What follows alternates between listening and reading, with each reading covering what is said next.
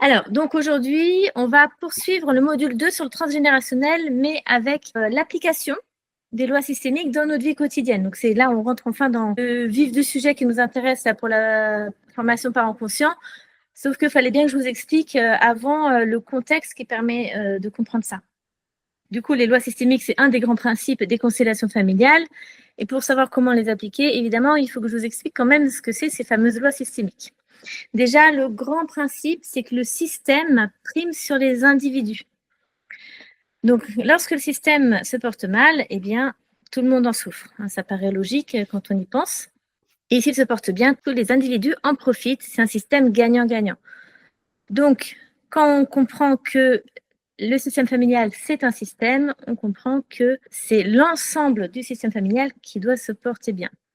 Alors, l'équilibre du système familial repose sur 3 piliers. Donc, il y a la loi de l'appartenance, la loi d'équilibre, la loi de la hiérarchie. Ces lois, donc, elles ont été comprises grâce à toute l'expérience sur des centaines de milliers de séances. Donc, ces lois, elles permettent de maintenir l'harmonie et l'équilibre dans les relations. Et lorsqu'elles sont enfreintes, des déséquilibres et des tensions peuvent apparaître.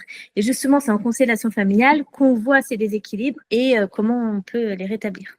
Alors, la première loi, donc, la loi de l'appartenance.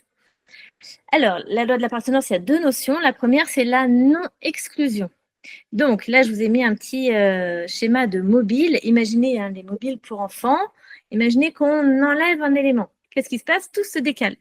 On modifie le centre de gravité. Tout le poids se pense sur les éléments les plus faibles, les plus fragiles, les plus jeunes, donc les enfants. C'est pour ça qu'on travaille très facilement sur les enfants en constellation familiale, parce que c'est eux qui prennent les symptômes en premier, en fait. Il est impensable pour un système qu'un membre soit exclu, avec l'image du mobile. On enlève un membre. En cas d'exclusion, le système se réarrange pour retrouver son équilibre en faisant porter le poids sur quelqu'un d'autre. Par exemple, une exclusion, c'est une mort, par exemple, non acceptée, dont on ne veut pas parler. Donc, c'est un deuil non résolu. Autre exemple, un enfant qui est né sous X, dont on ne mentionne pas l'existence. Autre exemple, une personne qui a fait quelque chose de honteux, dont on considère qu'elle ne fait plus partie de la famille. Imaginons par exemple une famille très catho et il y a un homosexuel, hop, il fait plus partie de la famille, par exemple. Ça peut être plein d'autres choses selon les valeurs de la famille. Ça ne veut pas dire que toutes les familles ne vont pas accepter, mais il se pourrait qu'une famille n'accepte pas et du coup exclue cette personne. On n'en parle plus, c'est comme voilà, c'est comme le père qui va dire oui, je te renie, je te déshérite, vraiment, ça y est, tu fais plus partie de la famille. Voilà, on est dans ce cas-là. Du coup, je me demandais, parce qu'en même temps, des fois, on a l'impression que c'est sain, non, dans un système d'exclure un membre problématique ou. En fait, exclure, ça veut dire on considère qu'il n'existe plus, qu'il ne fait pas partie de la famille.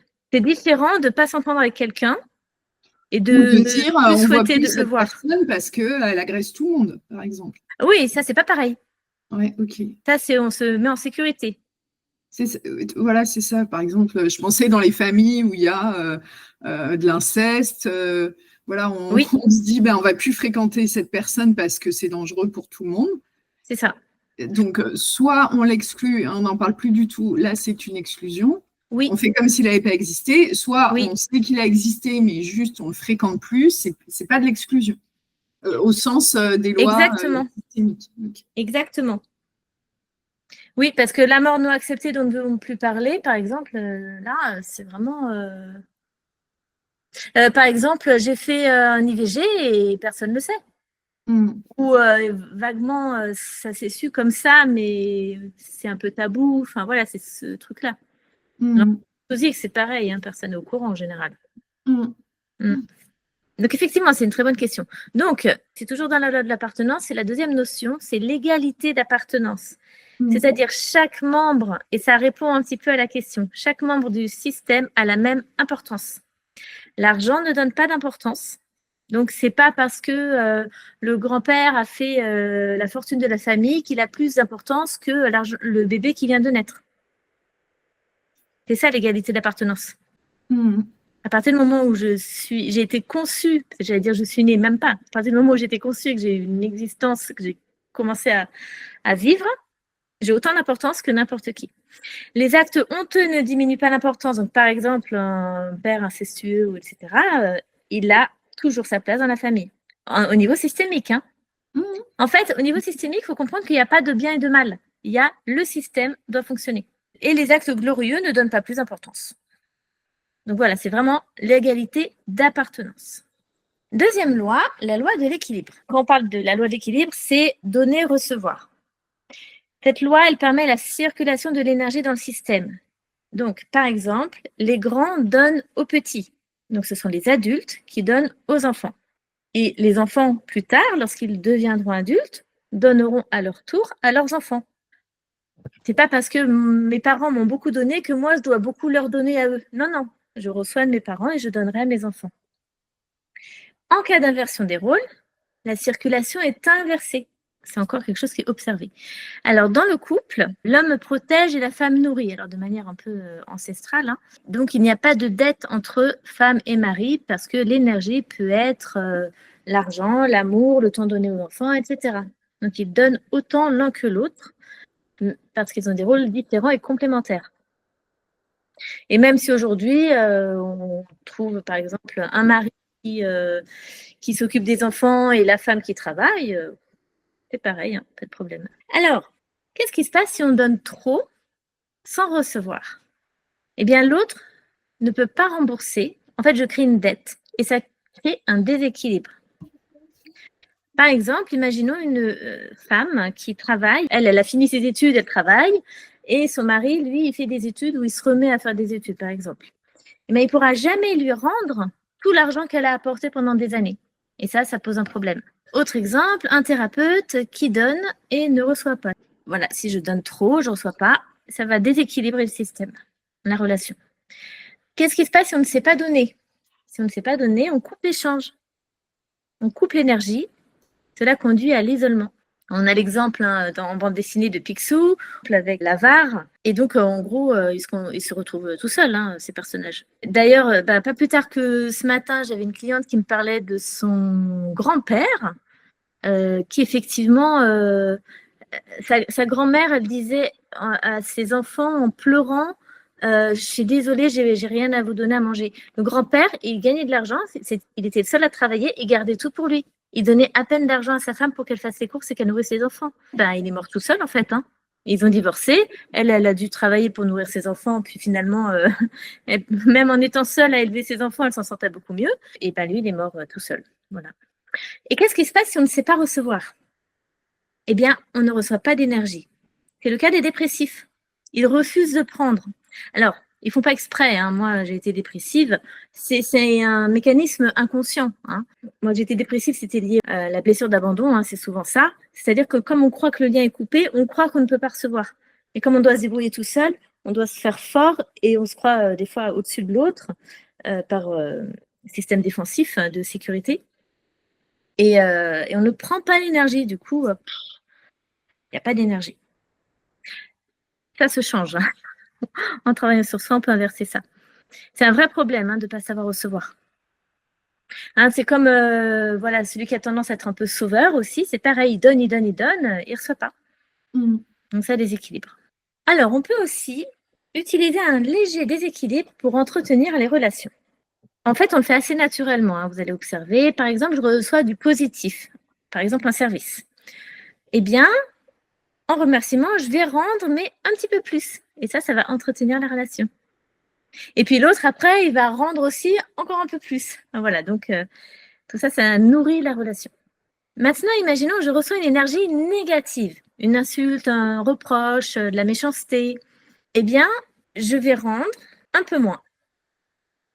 Et ensuite, l'autre me rend un peu moins de négatif. Pourquoi? J'insiste encore, il n'y a pas de notion de bien et de mal dans cette loi de l'équilibre.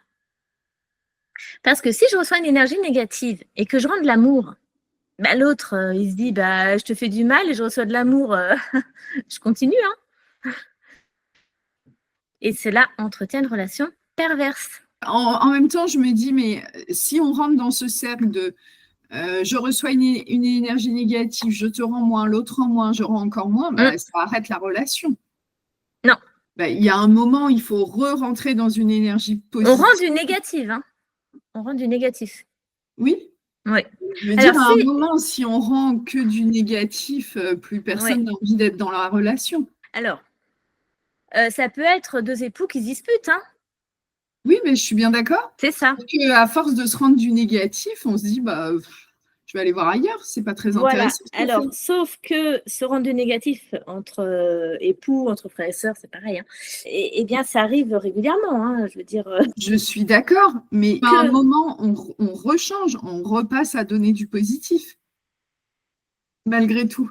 Parce que sinon, Oui, mais après coup. C'est-à-dire que si je rends de l'amour tout de suite, là, c'est pas bon. Enfin, encore une fois, c'est pas une question de bien ou de mal, c'est une question de qu'est-ce qui se passe et quoi les conséquences. Qu'est-ce qui est adapté, qu'est-ce qui n'est pas adapté. Voilà. Par contre, mais je vais répondre bien à votre question, hein. Je vais prendre le temps, du coup, je vais même lire un petit passage de Bert Hellinger. Si je rends plus que le mal que j'ai reçu, ça, c'est la tendance qu'on a tendance à faire. Oui. Là, on rentre dans un cercle vicieux qui mène au final à la guerre et, bon, dans le cas d'un couple, à une séparation. Parce que vengeance, pire, ça finit par exploser. Mais le pardon, ce qui a été observé, encore une fois, je sais bien que ça va à l'encontre de notre culture judéo-chrétienne. Et Bert Hellinger, d'ailleurs, c'est un missionnaire chrétien, hein, donc il sait bien de quoi il parle. Et il a dit cette phrase, « Qui se croit trop bon pour rendre le mal détruit la relation. » Quand on nous fait du mal, spontanément, on a envie de le rendre. C'est le besoin de vengeance, qui est naturel, hein. Et c'est le fameux œil pour œil, dent pour dent. Alors, du coup, comme vous me posez la question, je vais quand même rentrer un petit peu dans le détail. Donc, je me permets de lire un petit passage. Donc, nous éprouvons tous le besoin de rendre le mal qu'on nous a fait, c'est le besoin de vengeance. Si je me venge, je rétablis l'équilibre. Mais si je me contente de pardonner, j'ai un avantage sur l'autre. Et il se voit dans l'impossibilité de rétablir l'égalité, si ce n'est en m'en voulant davantage. C'est fou ça quand même, hein. Effectivement, j'ai déjà vu ce genre de choses. On pardonne et en fait, l'autre, ça va pas. Si je renonce à rétablir l'équilibre pour des motifs religieux ou idéologiques, les conséquences sont graves car je déroge à une loi. Mais si j'exige de l'autre réparation, les choses rentrent dans l'ordre. J'ai donc le choix entre rendre le mal ou exiger juste réparation. Voilà. Et là, il donne un exemple. Beaucoup ne comprennent pas qu'il faut un équilibre dans le bien, tout comme dans le mal. La différence consiste en ceci que là où règne l'amour, il me faut faire plus dans le bien et moins dans le mal. Alors l'amour peut vaincre, malgré la loi de la compensation. Donc, il donne un exemple. Bon, je ne vais pas lire tout, mais il était donc en Afrique du Sud principal et aumônier. Et le jeudi saint, ils ont dit qu'ils sortaient parce qu'ils n'avaient pas cours. Et il leur a dit, OK, mais à condition que vous rentriez pour la messe. Et ils sont rentrés bien plus tard. Et ça l'a mis dans l'embarras parce qu'ils faisaient partie de la chorale, etc. Donc, du coup, il leur a fait comprendre que eux, ils sont là pour suivre des cours parce que c'est important pour eux et ils ont besoin de lui. Donc, ils voulaient une réparation. Donc, ils ont réfléchi à comment ils pouvaient rétablir l'équilibre. Ils ont proposé une première solution qu'il a estimée insuffisante, donc il a dit non. Ils sont réunis, ils ont proposé une autre solution, c'était de nettoyer le terrain de foot. Il a dit OK. Donc, il leur a laissé faire. Lorsqu'ils ont eu travaillé la moitié du temps prévu sur le terrain de football, je leur ai fait savoir que c'était suffisant, que nous étions quittes. Je leur avais fait une concession et il n'y a plus jamais eu de problème de discipline. C'est intéressant, hein. C'est-à-dire qu'il exige réparation, mais finalement, par amour, quand la moitié est faite, il dit c'est bon. Il ajoute ceci, quand une mère ne fait pas de concession, elle perd l'amour de ses enfants. Et ça, c'est vrai en accompagnant beaucoup de personnes qui parlent de leurs souvenirs d'enfance. Les mères très carrées comme ça, c'est hyper cadré et c'est pas négociable, c'est compliqué. Il faut qu'elles cèdent, qu'elles sachent aller à l'encontre de ces principes pour garder leur amour. Mais si elle n'a pas de principe, les enfants en souffrent. Hein, donc, il faut bien trouver le juste milieu. Est-ce que ça répond un petit peu à votre question? Oui. Pour résumer, si je reçois, je donne en retour pour maintenir l'équilibre. Si je pardonne, je déséquilibre la relation. Si je me venge, je rétablis l'équilibre. Si j'exige réparation, je rétablis l'équilibre. Si je rends un peu moins que le mal qui m'a été fait, je préserve la relation. Cela permet à l'amour de vaincre malgré la loi de la compensation. Mais si je rends plus que le mal qui m'a été fait, je provoque une escalade sans fin. Voilà. Donc, je comprends bien que c'est un petit peu déstabilisant cette histoire, hein. Non, Il y a le si j'exige réparation Oui, qui semble une voie juste, en fait. exactement. Et moi, c'est vrai que j'ai expérimenté et c'est tout à fait ça. Et si l'autre refuse, ben, de toute façon, ça rompt la relation, tout simplement. Parce que j'ai pas accepté d'être traitée de cette façon-là non plus. Bon, alors après, c'est plus complexe que ça, mais donc, c'est un petit peu ce que j'ai dit déjà. L'enfant est puni pour son père, par exemple. La mère laisse faire et puis, par amour, elle va alléger ou écourter la punition. Maintenant, la troisième loi, la loi de la hiérarchie. Le respect des générations est essentiel. Les parents précèdent les enfants. Pourquoi? Parce qu'ils sont arrivés en premier, tout simplement. Chaque génération a un rôle et un ordre à respecter. Et quand cet ordre est perturbé, donc par exemple, la relation enfant-parent qui est inversée, par identification, je vais y revenir, eh bien, l'énergie du système est déséquilibrée. Et ça a des conséquences. Donc, ancienneté, principe chronologique, comme j'ai dit, celui qui arrive en premier a la première place. Et l'individu doit honneur et respect à ses aînés. Donc, exemple concret de la vie quotidienne, un ado qui ne respecte pas ses parents, il viole cette loi. Par exemple, dans la fratrie, l'aîné, il aura toujours la première place. Donc, le deuxième doit respect à l'aîné. Pourquoi? L'aîné, lui, il arrive, il n'a que ses parents pour lui tout seul. Il faut comprendre qu'à la naissance du deuxième, clairement, qu'est-ce que font les parents? Ils s'occupent du plus fragile, c'est normal. Le bébé, il a besoin de beaucoup plus d'attention. Donc, l'aîné, ben, il est un peu lésé quand même. Donc, c'est normal que l'aîné ait la première place. Et si le deuxième joue ce jeu, il respecte l'aîné, et ben il y gagne parce que du coup, l'aîné respecte aussi le petit et le protège. Il va jouer son rôle d'aîné protecteur. Donc, les deux, ils gagnent en fait. Alors concrètement, qu'est-ce que ça veut dire? Imaginons que mon aîné prend des cours de danse, le deuxième, il prend un cours d'équitation, sauf que c'est le même horaire. Eh bien, la priorité, c'est pour l'aîné. Parce que si l'aîné, on lui supprime son cours pour que le deuxième puisse avoir équitation, ça va vraiment poser un problème. Là, il peut y avoir de la jalousie qui se met en place. C'est logique. Alors que si le deuxième, c'est lui qui a son cours supprimé par rapport à l'aîné, le deuxième, quelque part, il trouvera ça un peu plus normal que l'inverse. Alors que si le deuxième, il garde son cours d'équitation et que l'aîné, lui, a plus son cours, et ben le deuxième, il va se sentir mal par rapport à l'aîné. Moi, j'ai déjà accompagné des personnes qui étaient le chouchou, la chouchoute. Et ben, par rapport aux frères et sœurs, ils se sentent mal. Hein. Et puis, ils peuvent rien. Et moi, eux, ils se disent, je ne sais pas pourquoi mon parent me préfère, mais ça ne les met pas du tout à l'aise. Ça bousille la relation frères et sœurs. Le problème, c'est que les parents, ils ne sont pas toujours là pour surveiller ce qui se passe entre frères et sœurs. Et ça ne rend pas forcément service au deuxième de le mettre en priorité par rapport à l'aîné. Alors, exemple de non-respect de place. Imaginons un bébé né, il s'appelle Pierre. Et puis le deuxième, Didier, arrive et il décède à 6 mois. Deuil terrible, évidemment. Et le troisième, on l'appelle Didier. Et puis qu'est-ce qu'on lui dit? On lui dit, ben, c'est mon deuxième enfant. Donc il y a vraiment la place du deuxième qui a été remplacée par le troisième.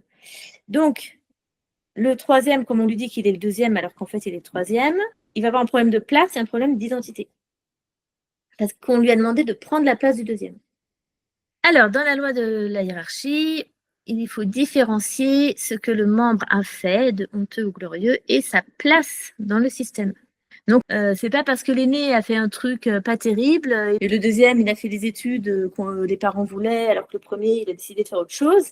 Eh ben, le premier, il reste le premier. C'est ça que ça veut dire.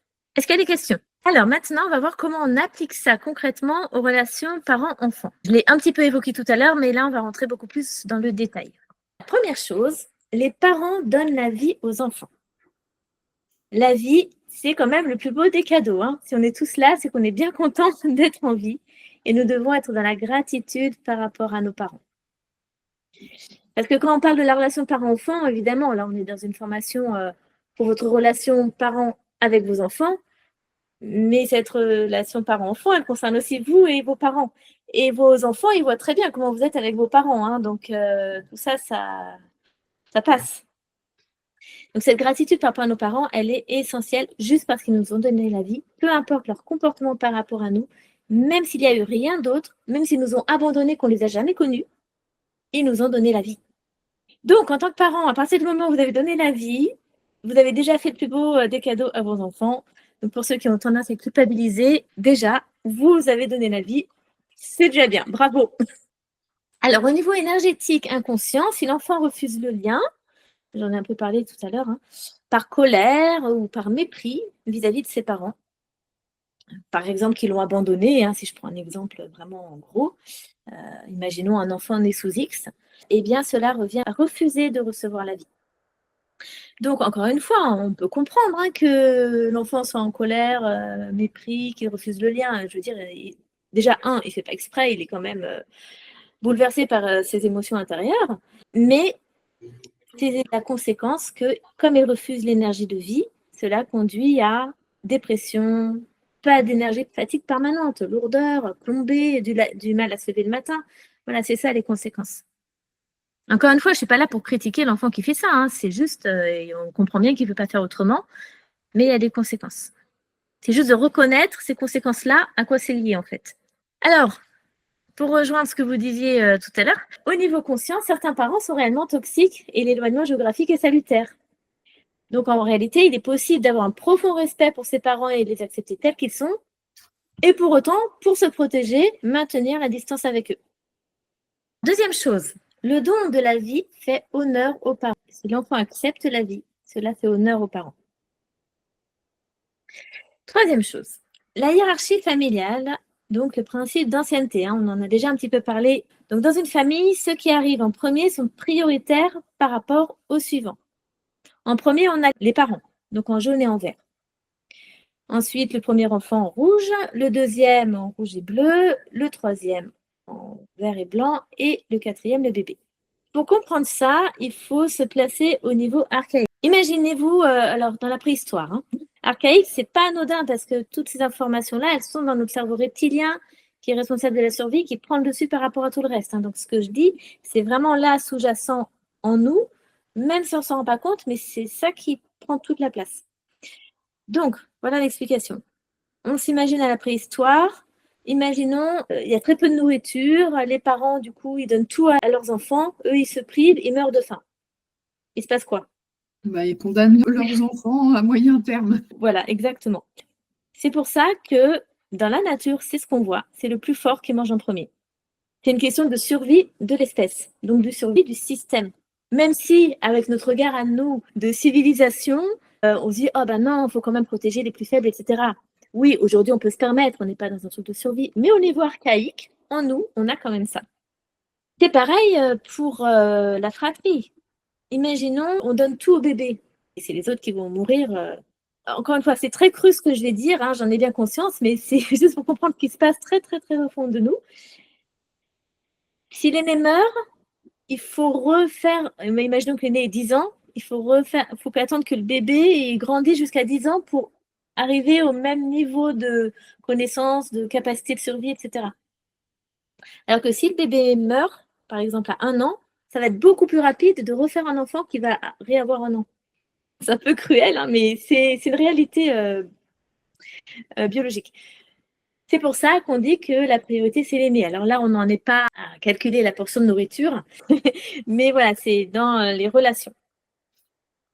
Est-ce que c'est clair avec cette notion archaïque? Oui, du coup, le côté évident que le premier arrivé est le premier servi, entre guillemets, et je ne parle pas que de nourriture. Le plus grand donne au plus petit. Les parents donnent à leurs enfants la sécurité, la nourriture, l'amour, etc. Donc, dans la fratrie, c'est le grand qui donne au petit. Donc, le premier, il donne au deuxième la protection. Il s'occupe un peu de lui éventuellement et de surveille quand maman a besoin parce qu'elle est en train de cuisiner. Voilà. Et là, on a une famille avec 4 enfants. L'aîné, il a 3 frères et sœurs. Donc, le premier, il donne au deuxième, au troisième et au quatrième. Le deuxième, lui, il reçoit du premier et il donne au troisième et quatrième. Le troisième, il reçoit du premier et du deuxième et il donne au quatrième. Et le quatrième, il reçoit de tout le monde et il donne à personne.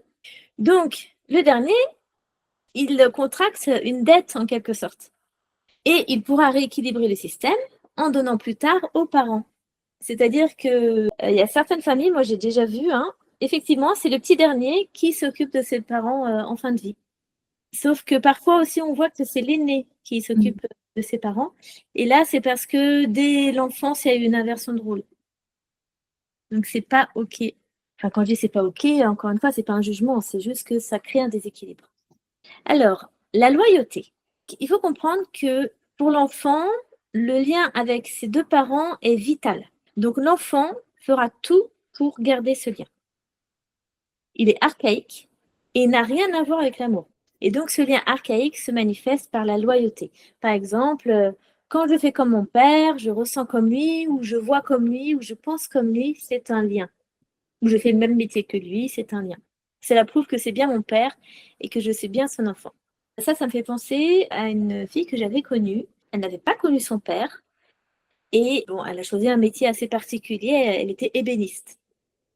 Et un jour, elle a mené l'enquête, etc. Elle a réussi à retrouver son père et il était ébéniste. C'est quand même un truc de dingue. Donc, même sans connaître son père, elle avait choisi le même métier que lui. Autre exemple, le père, là, en blanc, il est alcoolique, il frappe sa femme. Bon, elle, pour une question de survie, elle le quitte, elle refait sa vie. Et puis, bon, bah, parfois, elle vit du mal de son mari. Son ex-mari, pardon. Le petit, il vit avec sa mère. Donc, il n'a pas le choix que de se conformer à ce qu'elle veut. Et si elle passe son temps à dire du mal de son père, bah, lui-même pourrait être amené à dire ou à penser du mal de son père. C'est ça la loyauté. Donc là, il est loyal à sa mère. Sauf que, qu'advient-il de la loyauté par rapport à son père? C'est-à-dire que implicitement, sans le dire, mais c'est ce qu'elle fait en fait, la mère, elle pousse son enfant à renoncer au lien avec son père. Sauf que pour l'enfant, dans son inconscient, c'est pas possible de couper le lien avec un parent. Donc, il va être obligé de recréer le lien d'une autre manière avec son père, à cause de cette loyauté, justement. Mais comme le lien d'amour ne va pas être possible, et ça va être un lien limitant. Alors, par exemple, il va devenir alcoolique comme lui. C'est un exemple. Parce que malheureusement, le constat qui est fait, c'est que l'enfant, il se modélise sur les parties les plus limitantes. Encore une fois, c'est une observation. Ça ne veut pas dire que c'est 100% des cas. Hein. Alors que si la mère, elle accepte ce lien entre le père et son enfant, alors l'enfant peut prendre les parties positives de son père. Donc là, dans le schéma, avec le Playmobil, là, on voit que la position des personnages, la mère empêche son enfant de voir son père, elle fait barrage physiquement. Ça, c'est l'exemple d'une séance. Alors, dans le cas de maltraitance, c'est violence physique ou verbale, humiliation, abus sexuel.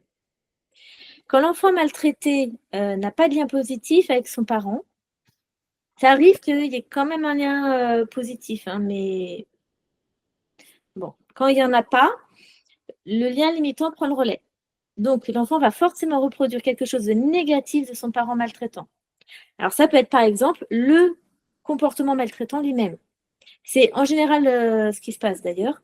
Alors, ce n'est pas toujours le cas. L'enfant qui a été maltraité peut aussi adopter le comportement opposé. Donc, un refus catégorique de la haine et de la colère. Alors, du coup, ça va être quelqu'un qui est vraiment à l'opposé, super doux, voire complètement soumis pour surtout pas prendre le risque de devenir comme son parent maltraitant. Mais en fait, à l'intérieur, comme il a subi beaucoup de choses, il y a j'ai mis un volcan en éruption, mais c'est une colère, une rage immense qu'il essaye toujours de contenir et ça lui prend énormément d'énergie de contenir ça. C'est explosif à l'intérieur, mais interdiction absolue parce que je refuse d'être comme mon père. Est-ce que vous avez des questions? 5e point, l'inversion des rôles. Les fameux rôles donner et recevoir. Donc là, on voit la fille qui est debout comme une adulte en rouge et la mère qui est assise, qui du coup a une hauteur d'enfant. Donc quand l'enfant prend la place du parent, il faut savoir qu'il le fait toujours par amour pour ses parents. Alors évidemment, tout ce que je vais dire, c'est jamais du 100%, même ce que j'ai dit avant. Hein. Ce sont des facettes, il y a des degrés d'intensité. Évidemment, c'est pas noir ou blanc. Hein. Donc, dans le cas d'inversion des rôles, quand l'enfant aide son parent, c'est lui qui donne. Alors, il donne de l'amour, il donne de l'énergie, il donne du temps, de la présence, de l'écoute. Hein, on a vu tout ce qu'on peut donner. Donc, il devient plus grand que lui. Sauf que si lui, il se retrouve dans un rôle d'adulte, donc il perd sa place d'enfant. Hein. Ben, du coup, il ne peut plus recevoir. Il ne prend plus d'énergie, il n'est pas nourri. Et du coup, il va manquer d'énergie pour sa vie à lui. Donc l'insouciance, c'est parti. Alors, comme j'ai dit, il y a des degrés différents. Donc, ça a quand même un avantage, ça donne de l'importance, de la valeur, ça lui laisse croire qu'il est indispensable. L'inconvénient, c'est que comme il ne reçoit pas d'énergie, il s'assèche, il se fatigue et il ne peut pas vivre pleinement sa vie. Et ça devient ensuite un adulte qui a beaucoup, beaucoup de mal à vivre pour lui. Lorsqu'il devient adulte, comme il n'a pas reçu d'énergie, il en a besoin, donc il va la chercher auprès des autres. Alors, qui va donner l'énergie en premier? Souvent, c'est le conjoint. Et puis, quand il y a des enfants qui arrivent, ce sont les enfants qui vont donner de l'énergie. Donc, l'adulte, il attend de recevoir de ses enfants comme lui-même, en tant qu'enfant, il a donné à ses parents. Et c'est comme ça que l'inversion de rôle se transmet de génération en génération. Donc, pour restaurer l'énergie, il faut rétablir l'ordre grand-petit. Donc, pour ça, il faut que le parent redevienne grand. Alors, ça veut dire quoi? Ça veut dire qu'il faut qu'il assume son histoire. Ok, j'ai des périodes difficiles, mais j'assume, c'est à moi de gérer, c'est moi le grand, etc. Quand il assume son histoire, il peut donner de l'énergie à son enfant. Et ensuite, tout naturellement, l'enfant pourra reprendre sa place de petit, s'il accepte, parce que, encore une fois, il y a le libre arbitre, et se tourner vers sa vie. Alors, l'origine du problème, c'est dans le vécu du parent lui-même, ou plus haut dans les générations, c'est-à-dire qu'il y a eu un moment où il y a un enfant qui n'a pas reçu, parce que le parent est mort, parce qu'il a été abandonné, il peut y avoir plein de raisons, mais il y a souvent un trauma à l'origine de ça. Pas souvent, tout le temps. Alors, dans l'inversion de rôle donner-recevoir, en fait, il y a plusieurs aspects qu'on peut voir, plusieurs, entre guillemets, stratégies inconscientes. Une qu'on voit beaucoup, c'est je porte avec toi, ou je porte pour toi, ou je porte à ta place.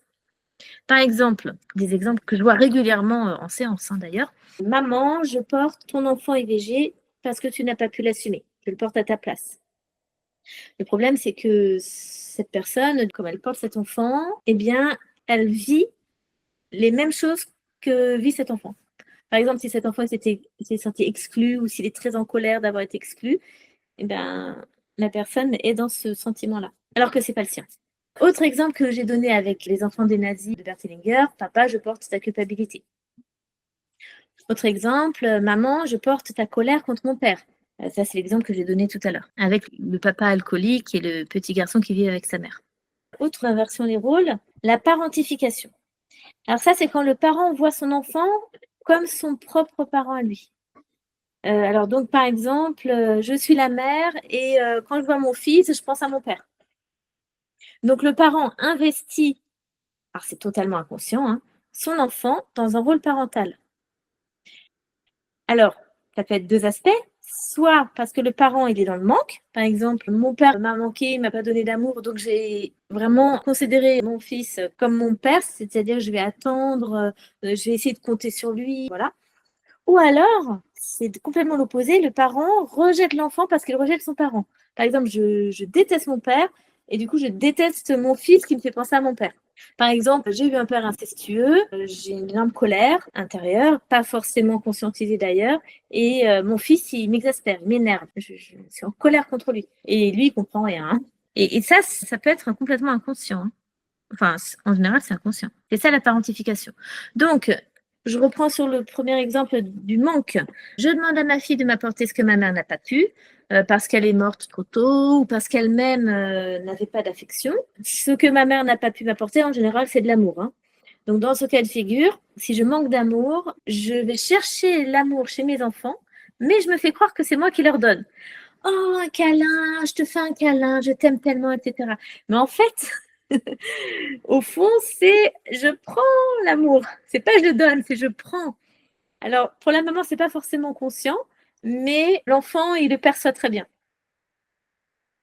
Donc voilà, c'est oh, je suis très câline avec elle, oh, je suis même fusionnelle, je lui donne plein d'amour.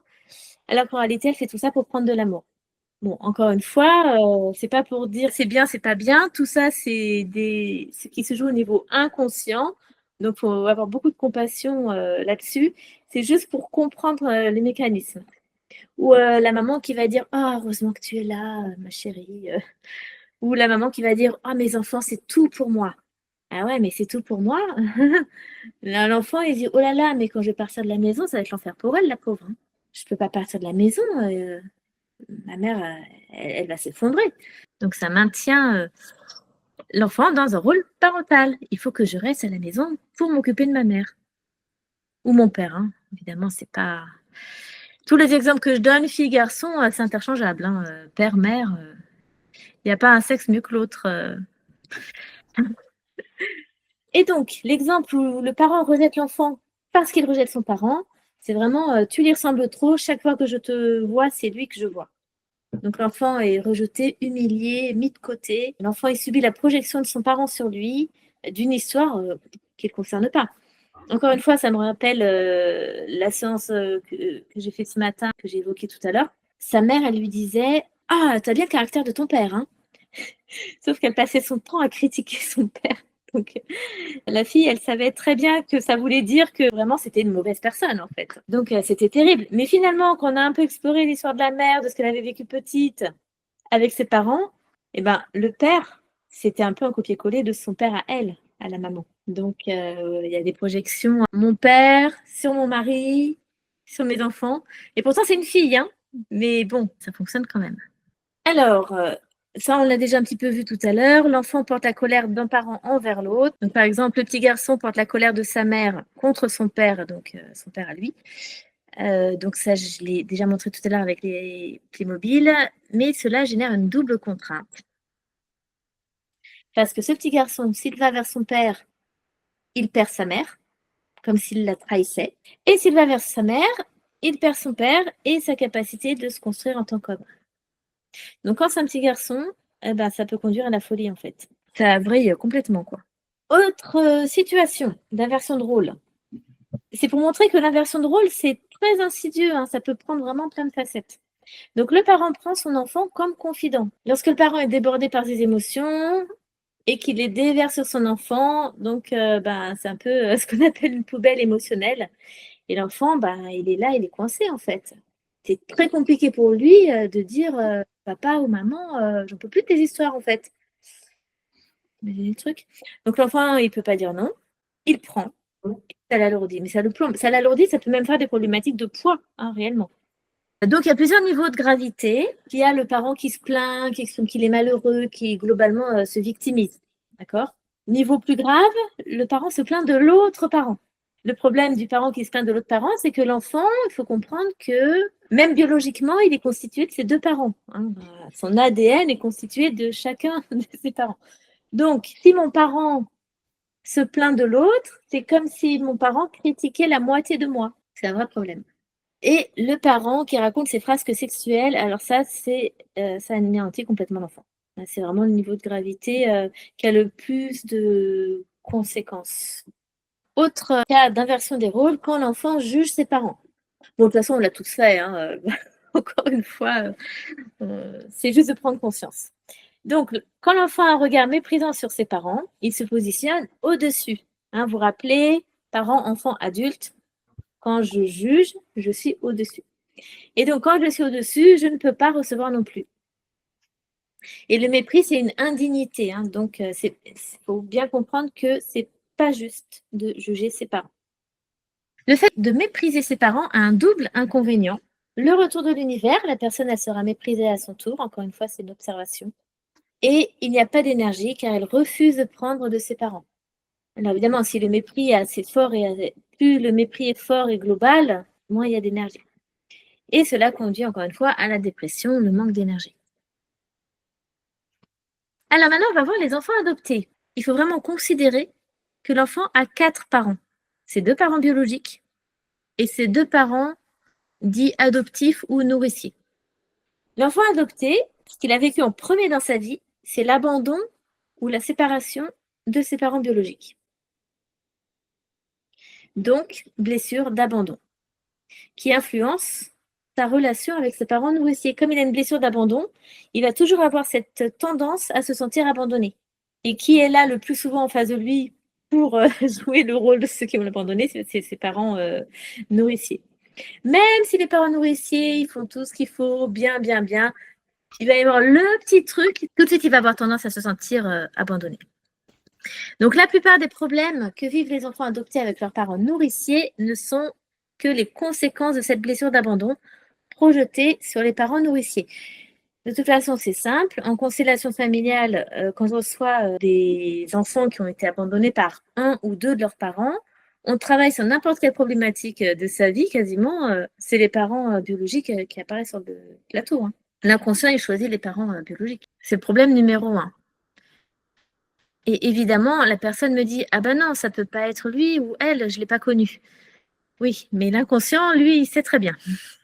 L'enfant qui n'a pas connu ses parents est dans une quête d'identification. Il a besoin de connaître ses origines pour savoir qui il est. Donc ça, c'est vraiment à comprendre parce que c'est la quête de sa vie, en fait. Hein. Alors, l'adoption, acte de bienfaisance, point d'interrogation. Oui, et ça peut être surprenant qu'il y ait un point d'interrogation, mais il faut vraiment comprendre ce qui se joue. Bon, les parents adoptifs, évidemment, eux, ils pensent bien faire. C'est vraiment des personnes qui sont dans l'esprit du don, d'aider, etc. Prendre soin d'un enfant qui n'a plus ses parents, mais ils ne connaissent pas forcément l'histoire de cet enfant.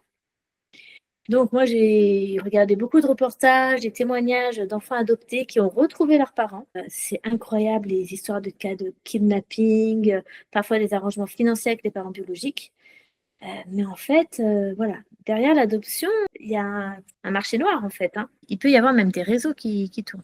Mais alors, évidemment, les parents qui adoptent, eux, on leur ment, hein, donc ils n'y peuvent rien. Hein. Dans quel cas l'adoption est-elle salutaire et dans quelles conditions?